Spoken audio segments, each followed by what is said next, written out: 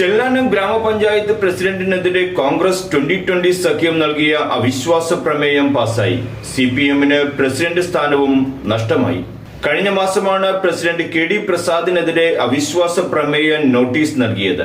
21 വാർഡുള്ള പഞ്ചായത്തിൽ LDF 10-ഉം 2020-ക്ക് 7-ഉം UDF-ന് 4-ഉം അംഗങ്ങളാണുള്ളത്. പഞ്ചായത്ത് കമ്മിറ്റിയിൽ നടന്ന ചർച്ചയിൽ നിന്ന് CPM അംഗങ്ങൾ വിട്ടുനിൽക്കുകയും തുടർന്ന് അവിശ്വാസ പ്രമേയം പാസ്സാവുകയുമായിരുന്നു. കോൺഗ്രസ് 2020 പ്രവർത്തകർ പഞ്ചായത്തിന് മുൻവശത്ത് ആഹ്ലാദ പ്രകടനം നടത്തി. ഈ കഴിഞ്ഞ ടേണിൽ KD പ്രസാദ് പഞ്ചായത്ത് പ്രസിഡന്റായി ഭരണം ഏറ്റെടുത്തു. അതൊരു പ്രത്യേക സാഹചര്യത്തിലായിരുന്നു അദ്ദേഹം ഇവിടെ പ്രസിഡന്റായി തുടരേണ്ടി വന്നത്.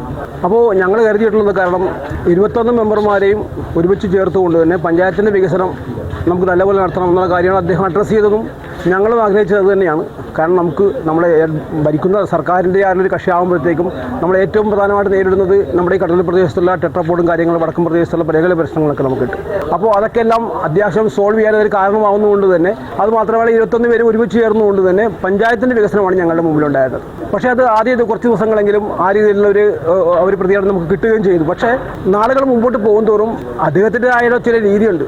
അതായത് സ്വന്തമായ ആളുകളെ സംരക്ഷിക്കുക, സ്വന്തമായ ആവശ്യങ്ങൾ നടത്തുക, പിന്നെ ധാർഷ്ട്യത്തോടെ ഏകപക്ഷീയമായ തീരുമാനങ്ങൾ എടുക്കുക. അത് ഓരോ ഘട്ടങ്ങളിലായിട്ട് അദ്ദേഹം തുടർന്നു വരികയാണ് ഞങ്ങൾക്കുണ്ടായത്. അപ്പോൾ ഏറ്റവും അവസാനമായിട്ട് ഈ കഴിഞ്ഞ ദിവസം നമ്മുടെ ചെല്ലാനം പഞ്ചായത്തിലെ ഹാർബർ അവിടെ ഒരു ഡിവിഷൻ എഞ്ചിനീയറുടെ ഓഫീസ് ഓപ്പൺ ചെയ്തിട്ടുണ്ടായിരുന്നു. സർക്കാരിൻ്റെ പദ്ധതിയാണ്. പക്ഷേ അത് പഞ്ചായത്ത് മെമ്പർമാരെ ആരും അറിയിക്കാതെ അതൊരു പാർട്ടി പരിപാടിയായിട്ട് മാറ്റി.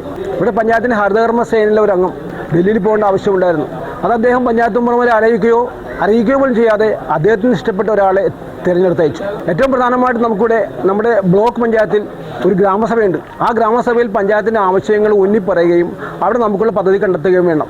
അങ്ങനെ ഒരു ഗ്രാമസഭ നടത്തുന്ന വിവരം ഈ പറഞ്ഞ മെമ്പർമാരെ ആരും അറിയിച്ചിട്ടില്ല. കേവലം പ്രസിഡന്റ് മാത്രമായിട്ട് ഗ്രാമസഭയിൽ പങ്കെടുത്തു. ആ ഗ്രാമസഭ നഷ്ടപ്പെടുത്തി. അത് ഞങ്ങളുടെ അവകാശമായിരുന്നു. അപ്പോൾ അങ്ങനെ പല കാര്യങ്ങളും ഇവിടെ പഞ്ചായത്തിൻ്റെ ഒരു 1-2 ഇൻ്റർവ്യൂ നടന്നു. അത് വൈസ് പ്രസിഡന്റിനെ പോലും ആ സമയത്താണ് അറിയിക്കുന്നത്. അപ്പോൾ അങ്ങനെ ഏകപക്ഷീയമായ തീരുമാനങ്ങളിൽ മുമ്പോട്ട് പോകുമ്പോഴത്തേക്കും അത് പഞ്ചായത്തിൻ്റെ വികസനം സന്തുലിതാവസ്ഥയിലുള്ള ഒരു വികസനം നമുക്ക് എല്ലാ വാർഡുകളും നോക്കിക്കൊണ്ട് ഒരു സന്തുലിതാവസ്ഥയുള്ള കാര്യങ്ങളാണ് ഞങ്ങളൊക്കെ പ്ലാൻ ചെയ്തത്, തീരുമാനിച്ചിരുന്നത്. പക്ഷേ അതിൽ നിന്ന് വിഭിന്നമായിട്ടുള്ള ഇദ്ദേഹത്തിൻ്റെ ഏകപക്ഷീയമായ പോക്കും അദ്ദേഹത്തിൻ്റെ തന്നെ എനിക്ക് തോന്നുന്നു അദ്ദേഹത്തിൻ്റെ തന്നെ പാർട്ടിക്കുള്ളിൽ അസ്വാരസ്യങ്ങളിലൂടെ വന്നപ്പോഴത്തേക്കും അവരെ പോലെ വയ്ക്കാതെയാണ് പുള്ളി ഇങ്ങനെ കാര്യങ്ങൾ ചെയ്തു കൊണ്ടുവന്നത്. ചെല്ലാനം പഞ്ചായത്തിന്റെ വികസന മുരടിപ്പ് ചൂണ്ടിക്കാണിച്ചുകൊണ്ട് 2020-യും കോൺഗ്രസും സംയുക്തമായി നൽകിയ അവിശ്വാസ പ്രമേയം, ആ പ്രമേയത്തിനകത്ത് CPM അതിൽ നിന്ന് വിട്ടുനിൽക്കുന്ന സാഹചര്യത്തിൽ 11 വോട്ടുകളുടെ വ്യക്തമായ മുൻതൂക്കത്തോടുകൂടി അവിശ്വാസ പ്രമേയം വിജയിക്കുന്ന സാഹചര്യത്തിലേക്ക് കടന്നു പോകുമ്പോൾ ഈ പഞ്ചായത്തിൻ്റെ വികസന മുരടിപ്പ് ഇവിടുത്തെ നിഷ്പക്ഷരായ സാധാരണ ജനങ്ങൾ നോക്കിക്കാണുമ്പോൾ ഈ പറയുന്ന 31-ാം തീയതി വരെ 18% പദ്ധതി വിഹിതം പോലും ചെലവാക്കാൻ കഴിയാത്ത രീതിയിലേക്ക് പഞ്ചായത്ത് ഭരണം അപ്പാടെ തകർന്നിരിക്കുന്ന ഒരു സാഹചര്യത്തിലാണ് ജനാധിപത്യ ചേരിയിൽ നിൽക്കുന്ന 2020-യും കോൺഗ്രസും ഒറ്റക്കെട്ടായി ഒരുമിച്ച് നിന്നുകൊണ്ട് ഒരു അവിശ്വാസ പ്രമേയത്തിൻ്റെ നോട്ടീസ് നൽകുവാൻ വേണ്ടി നമ്മൾ തീരുമാനിച്ചത്. അവിശ്വാസ പ്രമേയം ശക്തമായ രീതിയിലുള്ള ഒരു ചർച്ചയ്ക്ക് ഒടുവിൽ രഹസ്യ ബാലറ്റിൻ്റെ അടിസ്ഥാനത്തിൽ തന്നെ അവിശ്വാസ പ്രമേയ ചർച്ച വിജയിച്ചിരിക്കുന്നു. 7 മാസം മുമ്പാണ് KD പ്രസാദ് ഇവിടെ പഞ്ചായത്ത് പ്രസിഡന്റായിട്ട് ചാർജ് എടുത്തത്. ഒരു പ്രത്യേക സാഹചര്യത്തിലാണ് പുള്ളിക്കാരന് പ്രസിഡന്റ് സ്ഥാനം കിട്ടിയത്. പക്ഷേ അന്ന് അദ്ദേഹം പറഞ്ഞത് 21 വാർഡിലെ മെമ്പർമാരും ഒരേപോലെ കണ്ട് ഒരേപോലെ ഫണ്ടുകളെല്ലാം വിനിയോഗിക്കുമെന്നാണ് പറഞ്ഞത്. പക്ഷേ കഴിഞ്ഞ വർഷം നമ്മൾ അനുവദിച്ച ഫണ്ടിൻ്റെ 18% മാത്രമേ അദ്ദേഹത്തിന് ഇവിടെ ചിലവാക്കാൻ സാധിച്ചിട്ടുള്ളൂ. അതേപോലെ തന്നെ 2 PHCകളാണ് ഈ ചെല്ലാനം പഞ്ചായത്തിനുള്ളത്. ഒന്ന് കണ്ടക്കടവ്, ഒന്ന് ചെല്ലാനം. ഈ കണ്ടക്കടവിലെ PHC ഇപ്പോൾ കൈതവേലിലാണ് വർക്ക് ചെയ്യുന്നത്. അതൊരു വാടക കെട്ടിടത്തിൽ. അത് വളരെ ശോചനീയകരമായ ഒരു അവസ്ഥയിലൂടെയാണ് പോകുന്നത്.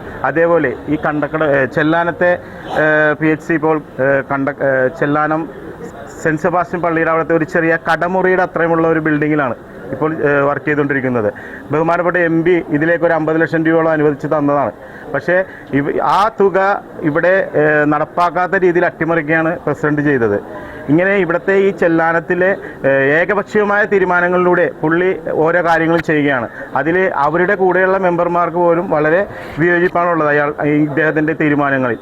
അതുകൊണ്ട് ഈ പഞ്ചായത്തിൻ്റെ ഈ ദുർഭരണത്തിനെതിരെയാണ് ഞങ്ങൾ ഇന്ന് ഈ അവിശ്വാസ പ്രമേയം കൊണ്ടുവന്നത്. അത് ഞങ്ങൾക്ക് നേടിയെടുക്കുവാൻ സാധിച്ചു.